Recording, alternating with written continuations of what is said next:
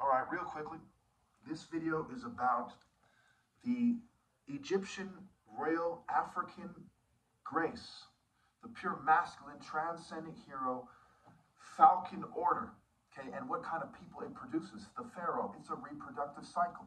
When you see all the people in the world at the time, in the known world, they were jealous of Egypt. Here are these gorgeous people, okay, with these pyramids.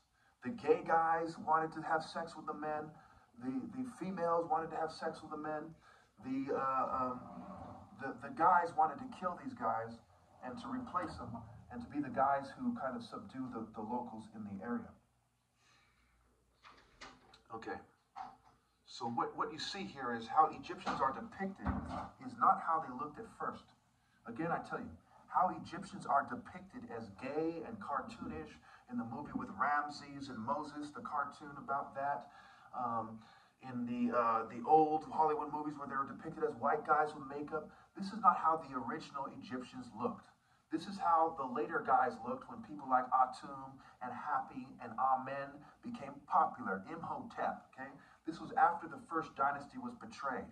When we talk about Ka and Irihor and Narmer, and we zoom in on the original pictures, on the original palette, real close to the face, we see that it is slightly gnomish, perhaps, in some, from what I gather, because they have so many different versions, but when we look, we see unmistakable features. This guy is masculine. He's like me. It's like seeing me from the side, and what seems to be a half smile quickly becomes a different kind of look on the face when you zoom in. So they've for whatever reason, whether it's on purpose or not, when you don't zoom in, you kind of miss that.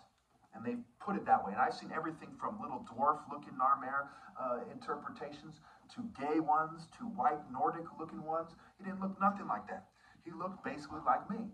Okay, he was from a black African, sub-Saharan African, if you will, patriarchal line. And he's mixed with some kind of, most likely some kind of lighter-skinned or white-skinned person in the Middle East with a gnome-like face. Okay? With a gnome-like face is one possibility. And the other possibility is just some kind of European face, okay? And when it comes together, it's very much like mine, okay? Because my dad basically married a white woman, and this is what you get. When these guys in these black martial art guys come up, and he takes Neith as his wife, and so on and so forth, what happens? This is what happens, okay? And where does she live? Her temple was over there in northern Egypt, where she's either white or mixed or Semitic, she's something like that. And there's a reason why they're called gnomes, because some of these people there look like gnomes, okay? So the ideal kind of, when the ideal man uses his falcon vision to pick a mate, it creates the ideal offspring. And this is what the world is trying to prevent. Foundation, found alpha shun, examination, configuration, consideration, consider the alpha shun, examine the alpha shun, they configured it, they reconfigured it. Ear, re, and is ear with phonetics applied backwards. Who you listen to, Eri, who you listen to, okay? So again, not goofy, not gay, not Seli, Sel-E. E in Sumerian is the symbol for the temple. The temple of who? The Sumerians, the Babylonians. These guys were effeminate, emasculate, okay? It gets a bit confusing. What I mean exactly by that is a long story. It's a pain in the ass, but in a nutshell, that's what it is. I'm not trying to offend anybody. This is simply how it is, okay? So when we look at this thing, what dark-skinned people in popular culture are seen as having some kind of martial art grace or moral grace or exotic appeal? It certainly isn't Nigerians. It certainly isn't Africans, generally speaking. Perhaps it's Eritreans, okay? Ethiopians, some kind of mixed Egyptian women with an emphasis on women. Ethiopian and Egyptian women are seen as gorgeous. Every once in a while you'll see some guy who's Ethiopian, and the more these guys accept homosexuality, the more their people are put front and center to be praised. As long as the Ethiopian and the Egyptian, like a Nipsey Hussle, the Eritrean, accept liberal philosophies and promote homosexuality in their group, they can be seen as more handsome. If they back away from that, they'll be seen as ugly and called monkeys. That's the general rule of thumb, Okay, so what groups of people are seen as attractive? The Indian is made fun of. He's the 7-Eleven guy. They'll sleep with their women all day. When it comes to the men, he's the 7-Eleven guy. Except homosexuality, you can have a certain degree of respect as long as you don't overcome the white guy. That's the general rule of thumb. It's racist as hell. I don't respect it. I don't respect females that date motherfuckers who uphold these eugenic social norms. They're despicable. That's not love. That's cowardice. That's evil. Someone who's doing in the process of evil as an unrepentant sinner cannot possibly have love in their heart or produce someone ideal. It's stupid. It's ill-gotten gains. Such are the paths of those who pursue ill-gotten gains. It leads one to the realm of the death. It takes away the life of all who get it. Okay? So the answer to the question, I suggest you pause it, think about it, write it down, and then come back to this video. The answer to the question is the islanders, like the Filipinos, right, and the Japanese. These are the only types of dark-skinned people on the planet who are allowed to seem attractive other than just their women. And there's a long story for why that is. Okay, it has to do with shared cultural values. It has to do with being Eurasian and the difference between the Indian and where he's located and the Japanese. It has to do with the white man and getting a tan at the beach and his relationship with island people and him wanting to be able to go there and have sex with them easily without them giving him a hard time, so how he perceives them to be. This is why it is. But when we really think about it, we think about it to a T. The ideal man actually is the Egyptian pharaoh. It's not any islander. And the reason for that has to do with health, right? And it has to do with health. It has to convey the spirit of God who forges people naturally to be most beautiful. As part of the appeal of the islander being exotic, right? It's the romantic, the Romans tick, right? The exotic, the X, which is the world energy, right? The Chiro, the X, the P, okay, the world energy. It is the tick of these Westerners who've made these, whose language it is to be romantic, to have the word romantic and exotic. Okay, so, all right.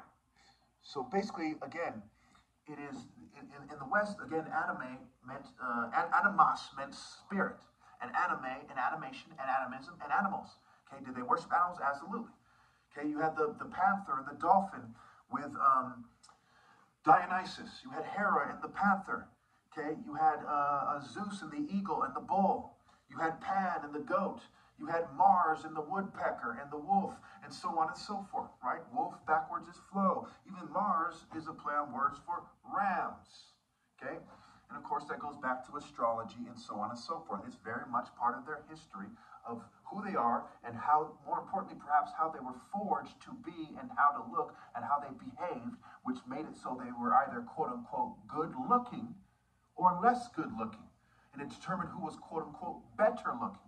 Those who convey the true spirit of goodness and greatness and God from its source in the African martial arts order, who were being hit by the sun and were eating fine foods and fresh fruits, and people were bringing tributes of the best of everything, and they're making sure they're healthy, and they're doing martial arts and tatib and stick fighting on the beach and so on and so forth. These guys were gorgeous guys, very handsome guys. The homosexual guys came and they pushed them back into West Africa because the entire world was starting to plot on them because they wanted to have sex with them, and that continued through the Roman era and the Greek era. The Greeks were in Rome, the Greeks and the Romans were in Egypt plugging people right in the fucking douche. And any homosexuals from Canaan or Babylon or Sodom or any ones in the area teamed up with them and helped them do it. And just the same thing happened in the slave trade. No one wants to talk about it. A lot of the slave masters were homosexuals who were plugging black people right in the ass. Okay? Don't you see what's going on here? They're dead wrong. Hollywood, Holywood, whose wood, right? Aleister Crowley, Pan, he's dressing up like a pharaoh because he's a fair-e and not a pharaoh, because he deals in animation and soft baby plug faces and not the true martial art Royal African falcon grace of God. That's why I reject their bitch, because I do not want to be gay. I don't want to look gay. I don't want to accept the gay spirit. I don't go around bashing gays. But I should have a certain right to express my argument without being covertly drugged, without being hounded by psychiatry, without a bunch of people who don't want to admit that love is a serious issue, acting like I'm crazy every time I get my heart broken. First time I ever went to the psych ward, I carved a broken heart in my forearm after I was in the psych ward because it was over my heart getting broken and not some mental fucking illness. And we look at the song Blackstreet, right? If you take my love away, I'll go crazy. Boom. It's well established. Ron Isley, you know, in the song You're Contagious, right? He talks about going crazy. Mario in his love song, you know, he's like, how can you expect me to chill after all the shit I heard? And the song How Could You? And there's countless examples, right? If you take your love away from me, I'll go crazy. And obviously I can't sing there, feel me fucking up my voice and so on and so forth. So hopefully you understand exactly what I'm fucking saying. You have no doubt in your mind that I'm right. And you don't put on a false pride thong and react to the martial art order just like a bitch, like all the motherfuckers who don't want to admit good is good, up is up, down is down, God is God, and we're here for a reason. Thank you.